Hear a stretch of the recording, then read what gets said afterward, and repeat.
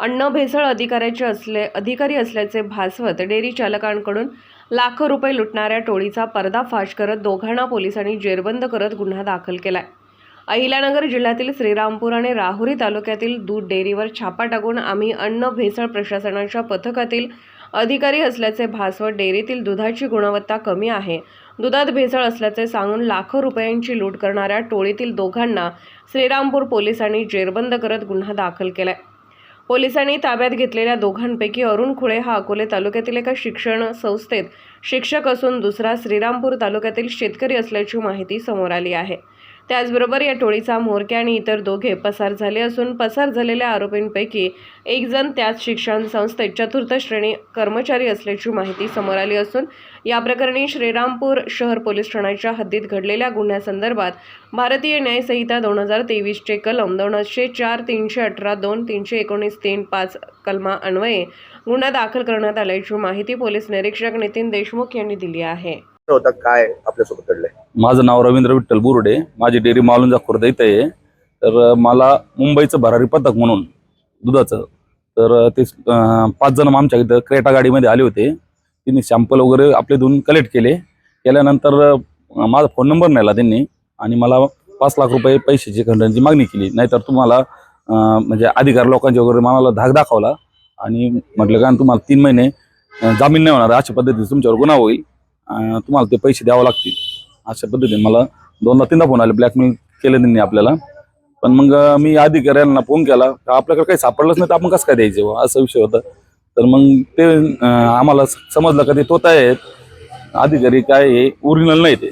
मग साहेब लोकांनी आम्हाला त्यांना धरून ठेवायचं सांगितलं, त्या पद्धतीने आम्ही त्यांना धरलं आणि पोलीस स्टेशनला हजर केलं।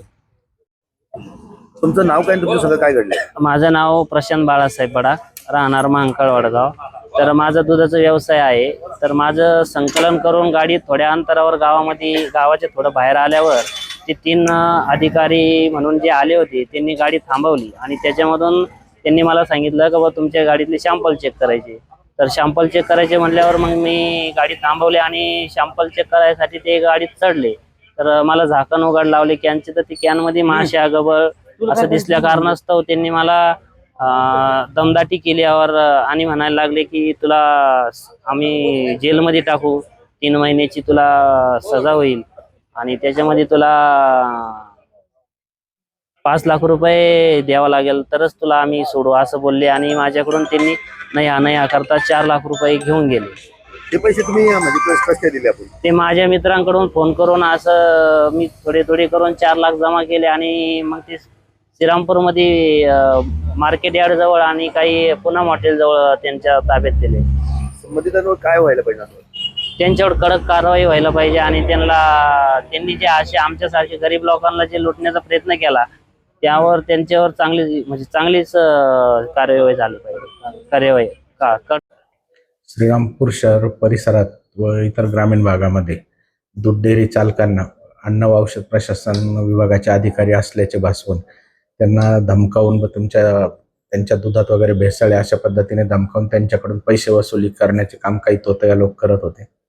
त्या आपल्याकडील फिर्यादी योगेश देवकर यांच्या दूध डेअरीवर पण दिनांक 24/11/2024 रोजी काही इसम गेले आणि तिथे त्यांना धमकावून त्यांच्याकडून 40,000 रुपये वसूल केले होते। त्याबाबत आज रोजी संशयावरून काही लोकांना त्यांनी 2 लोकांना ताब्यात घेतले होते। त्या दोघांना पोलीस स्टेशनला आणून त्यांच्याकडे चौकशी करण्यात आली। त्यातील एका इसमाला फिर्यादी योगेश देवकर यांनी ओळखलेले, त्यावरून त्या सदर इसमाविरुद्ध व त्या इतर लोकांविरुद्ध गुन्हा दाखल करण्याचे कामकाज चालू आहे, पुढील तपास करत आहे। एकंदरीत हे तोतया अधिकारी म्हणून जे बघत होते त्या लोकांनी किती लोकांना या संदर्भात लुटलेलं आहे काही माहिती? याबाबत आता आपल्यापर्यंत एक फिर्याद प्राप्त झाली, इतर लोकांचा तपास घेऊन पुढील कारवाई आपण करतो।